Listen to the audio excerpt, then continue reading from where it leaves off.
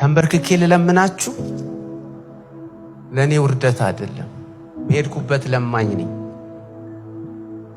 ከእናንተ መሃል አንድ ሰው ለጌታ ለመኖር የሚወስን ይኖር ይሆን? ከእግራችሁ ስር እንደወደቅኩ አስቡት። ብችል በእያንዳንዳችሁ እግር ስር በወድቅ ይሄው ፊታችሁ ባሉት ፊት ወድቄያለሁ። ለጌታ ኑሩለት። በቃ ይሄንን ህይወት ኑሩልኝ ብሎ አደራ ሰጥቶን ሄዷል እና እርቃኑን ተንጠልጥሎ ያዳነን ጌታ የሚኖርለት ሰው ይጣ። የተሰጠን የክብር ህይወት ለምነን የምንኖረው እንጂ ተለምነን የምንኖረው አይደለም።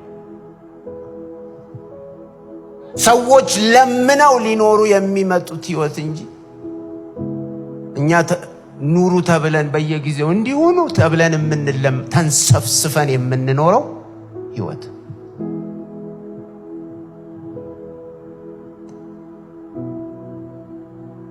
አለበለዚያ ቦታችን እዚህ አይደል።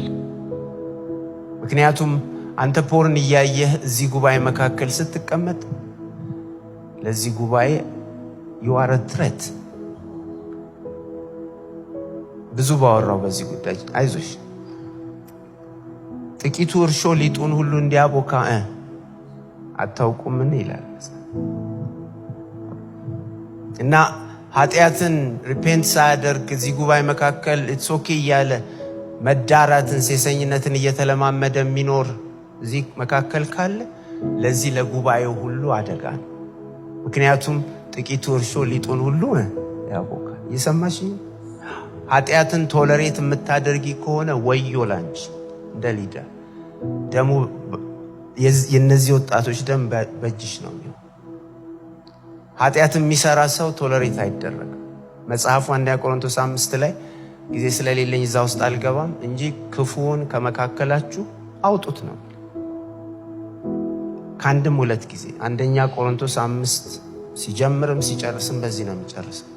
አውጡት፣ ዲሲፕሊን ይሄ በንስሐ እስከሚመለስ ድረስ ይገለል። አለበለዚያስ አንቺው ራስሽ የዛ ኃጢአት ተካፋይ ትሆኛለሽ። ኃጢአትን የምንቃወመው ፋይት የምናደርገው ቤዚካሊ ለራሳችን ስንል የኃጢአት ነገ ከነገ ወዲያ የኛን ህይወት ሊያበላሽ የሚችል ፖቴንሻል ስላለው ከኔ ጋር ናችሁ። ስለዚህ ለዚህ ጉባኤ አደጋቱ በቃ ተቀደሱ። እንዲህ ያማረ ጉባኤ ኖሮን ግን ኃጢአትን ቶለሬት የምናደርግ ከሆነ ጌታ የመጣበትን ሚሽን ሊቀድሰን የመጣው ያንን ሚሽን እያፈረስን ነው። አጌንስቲስ ሚሽን እየሰራን። ይሄ ደግሞ ህገ መንግስትን ማፍረስ ይባላል። ሰማያዊ ህገ መንግስት። አንድ ጥቅስ ባነብ ጊዜ ኖሬ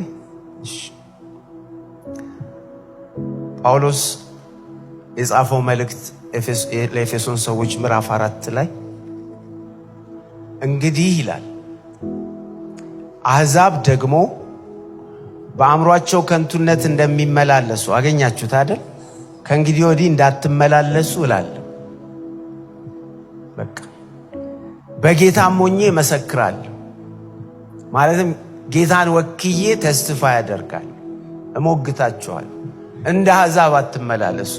ወሲባዊ ርኩሰት የአሕዛብ ጌታን የማያውቁ ህዝብ መገለጫ ነው እንጂ ፋሽን ወይም የዘመናዊነት ምልክት አይደለም። ሪሌሽንሺፕ ብለ ከሴት ጋር መሞዳሞድ ዘመናዊነት አይደለም፣ እርኩሰት ነው። ዛሬ በጌታ በኢየሱስ ስም የፈረሰ ይው እንዲህ አይነቱ ጋብቻ አይፈቀድ። ቁጥር 18 እነርሱ ባለማወቃቸው ጠንቅ በልባቸውም ደንዳናነት ጠንቅ ልቦናቸው ምን ሆነ? ጨለመ። ከእግዚአብሔርም ህይወት ምን ሆኑ? ራቁ። ከእግዚአብሔርም ህይወት ራቁ። እዚህ የህይወት ጉዳይ የእግዚአብሔር ህይወት የክርስቶስ ህይወት እነሱ የላቸው። ደንዝዘውም በመመኘት ርኩሰቱን ሁሉ ለማድረግ ራሳቸውን ወደ ሴሰኝነት አሳልፈው ሰጡ። እዚህ የሆነ ሌቭል ትደርሳለህ። ይህን ህይወት ስትለማመደው ትደነዘዛለህ፣ ናም ትሆናለህ። ናም እና እያደረግከውም you don't care። እዚህ ስትጀምር እየፈራህ ነው የምትጀምረው።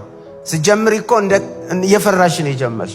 በኋላ ግን የሆነ ስቴት ላይ ህሊና ምን ይሆናል? ይደነዝዛል። ኃጢአት እንደሆነ ራሱ ፊል አታደርጉ። ጌታ ከዚህ አድነን።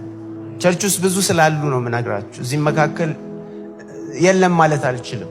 ቢኮዝ አሁን የቤተ ክርስቲያን ትልቅ ችግር ስለሆነ ማለት ነው። ግን እና ቅጥ ለሌለው ብልግና ራሳቸውን አሳልፈው ሰጡ ይላል ዳኒ ያዘው ትርጉም። ቅጥ ለሌለው ብልግና እና ምንድነው? ሳይክል ኦፍ ኢሞራሊቲ ማለት ነው። በቃ ታደርገዋለህ፣ አትረካም፣ ግን እንደገና የበለጠ ጨምረ ታደርገዋለህ። በቃ ቪሺየስ ሰርክል ውስጥ እንደዛ። ይሄ የአሕዛብ መገለጫ ነው። የኛ አይደንቲቲ ማርከር አይደለም። የኛ አይደንቲቲ ማርከር ወሲባዊ ቅድስና ሴክሹዋል ፒዩሪቲ፣ እሱም ደግሞ የጌታችን ሕይወት። ከዛ ቀጥሎ ምን እንደሚል ታውቃላችሁ? እናንተ ግን ይሄን ቆሜ ማንበብ ራሱ አልችልም።